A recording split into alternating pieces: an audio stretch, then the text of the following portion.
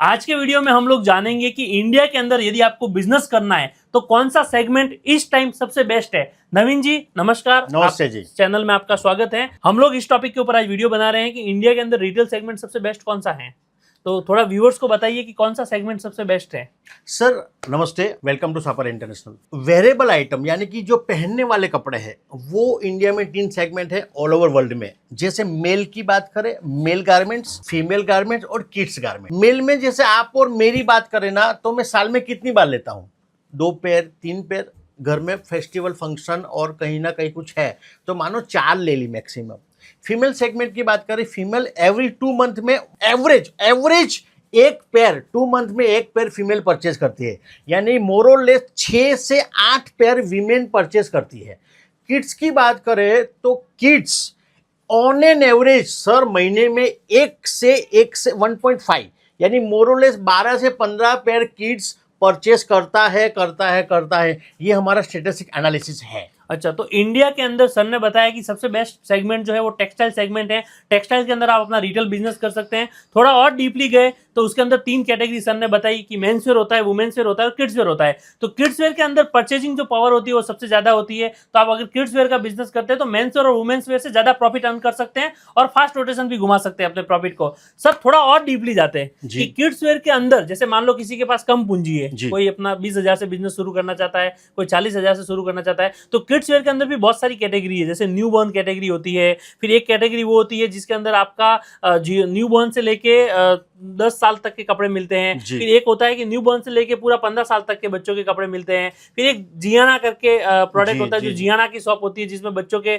Imported toys और वो सब चीजें मिलती है। तो इसके अंदर भी सबसे बेस्ट ऐसा सेगमेंट बताइए जिसके अंदर फास्ट रोटेशन हो, क्योंकि हर एक व्यापारी जो रिटेलर और व्यापारी है जो बिजनेस शुरू करना चाहता है उसकी एक डिमांड होती है कि भाई मेरी जो पूंजी है, जैसे वो 20,000 या 25,000 से बिजनेस शुरू करना चाहता है तो महीने में एटलीस्ट 5 से 6 बार रोटेशन हो उसका, ताकि उसका प्रॉफिट अर्न कर सके, डेड स्टॉक नहीं हो। तो ऐसी कोई कैटेगरी बताइए इसके अंदर जिसके अंदर डेड स्टॉक के चांसेस कम हो, व्यापारी भाइयों का प्रॉफिट ज्यादा हो। तो ऐसा कोई सेगमेंट थोड़ा और विस्तार से बात कीजिए। जैसे ना पहले तो मैं आपको विस्तार से ये बताऊं कि मोरलेस कितनी कैटेगरीज गारमेंट्स में किड्स में है। एक कैटेगरी होती है newborn category, that is newborn baby से लेके 2 साल की कैटेगरी। दूसरी होती है 1 to 5 ईयर कैटेगरी। नेक्स्ट होती है 2 to 6 ईयर कैटेगरी। नेक्स्ट होती है 4 to 8 कैटेगरी और उनसे अप होती है 6 to 15 ईयर कैटेगरी। अभी मानो आपके पास कम पूंजी है तो मैं आपको सजेस्ट करता हूं सर कि आपको जाना होगा 1 to 6 8 ईयर तक।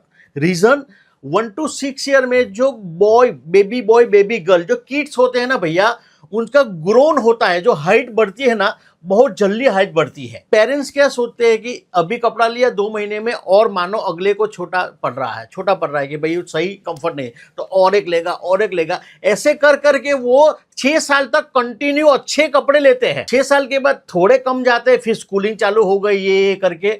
और 10 ईयर अप की बात करूं तो 10 ईयर अप में आपको बहुत कम आपको कस्टमर मिलते हैं। रीजन कि बच्चे जैसे अप टू 6 ईयर तक ना नॉटी होते हैं, कपड़े बिगाड़ते ज़्यादा है, कपड़े फाड़ते ज़्यादा है या केयर नहीं करता है। और एबो 10 ईयर टू 15 ईयर की बात करें तो बच्चा थोड़ा मैच्योर हो जाता है, थोड़ा अपने आप को संभालने लगता है, अपने आप को ये करता है कि भाई मेरे को गिरना है या नहीं गिरना है, या कपड़े खराब हो रहे हैं माँ डांटेगी या चीज़ों को लेके वो थोड़ा अवेयर हो जाता है। तो कपड़े परचेस पावर उनकी कम हो जाती है। मैं बात कर रहा हूँ 10 to 15 ईयर बेबी की।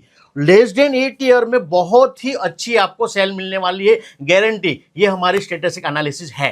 बहुत अच्छी एनालिसिस है आपकी और बहुत ही जोरदार इंफॉर्मेशन दी है सर ने विथ रीजन के साथ कि बच्चे अगर कपड़े जल्दी खरीदते हैं या पेरेंट्स जल्दी बच्चों के कपड़े खरीदते हैं तो उसके पीछे का रीजन क्या है, क्यों ये कैटेगरी बहुत फास्ट है। दोस्तों ऐसी इंफॉर्मेशन आपको पैसे देने पर भी नहीं मिलेगी, यहाँ पे पूरा फ्री मिल रहा है और बहुत अच्छा गाइडलाइन दिया है। इसके बदले आप हमारे चैनल को सब्सक्राइब कर दो और वीडियो को 10-10 लोगों तक शेयर करो। इसी वीडियो में हम आपको कंटिन्यू करेंगे जहां पर हम लोग खड़े हैं, सापरिया इंटरनेशनल, जो कि बारडोली के अंदर आया हुआ है। बारडोली सूरत से मात्र 35 किलोमीटर दूर है और बच्चों के इंपोर्टेड कलेक्शन का बहुत बड़ा खजाना है, बहुत बड़ा वेयर हाउस है। यहाँ पर आपको सर मिनिमम कितने सैंपल होंगे आपके पूरे वेयर हाउस के अंदर? सर मान के चलो 3500 के आजू बाजू कम से कम सैंपल है। थोड़ा बता दीजिए सैंपल कैसे आप मैनेज करते हैं।